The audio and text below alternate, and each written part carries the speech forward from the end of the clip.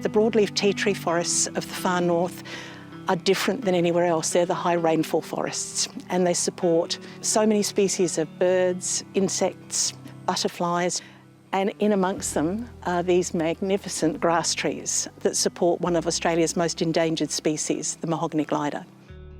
And we've for so long underestimated these forests because they don't provide timber, they're on poor soils, and the ground is often inundated, but they filter the water that's flowing out to the Great Barrier Reef, and they provide connectivity and homes for species that don't live anywhere else on Earth. Only 20% of these forests still remain.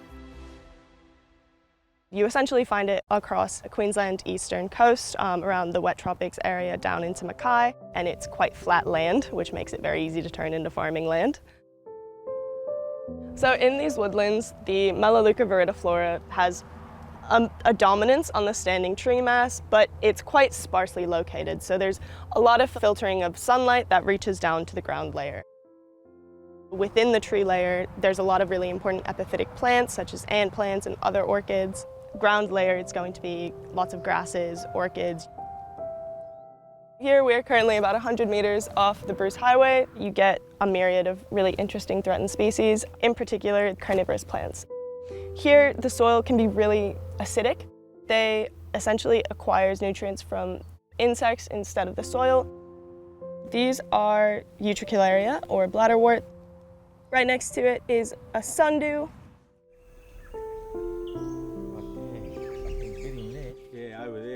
So Neil here's found us an ant plant up in the tree up here. A very unique little plant that has a three-way symbiosis. So the butterfly lays its eggs inside the plant, and then the ant nurtures the young and protects the young butterfly till it emerges. And the ants feed on the waste of the butterfly, so they benefit each other. And so there's a three-way symbiosis there between a plant and a butterfly and an ant. So it's pretty unique. Just beneath these grasses is a really fibrous mat of roots. When there are high floods, that fibrous mat collects and traps debris and nutrients and sediments before water is released out onto the Great Barrier Reef. So Melaleuca viridiflora especially mainly flowers late winter, but a few individuals will flower year-round sporadically. So they are food and habitat for a myriad of migratory birds, resident birds, mammals. For the mahogany glider, these aren't areas that usually provide den trees for them, but they provide a food source that is so rich, and it's a seasonal food source, and the gliders rely on these and come in at night and feed on these wonderful flower spikes. It'll have star-shaped white flowers that spiral all the way up to the top. It feeds birds, it feeds the bees, it feeds a host of butterflies during the day. Insectivorous birds come in and feed on the insects that feed on the grass tree. So there's so many things that are linked to other things in this forest. The cassowary comes through here typically just after the rains, after the pools dry up, and they'll come in and eat all of the dried up crayfish and fish that are left in those ponds. As land managers, Cassowary Coast Council has a responsibility to manage this land for its environmental values. And we do that in partnership with our traditional owner partners, the Girramay people in Girrigan, and national parks, and the neighbouring landholders. We undertake prescribed burning to manage the fuel loads in the ecosystem and also keep its integrity.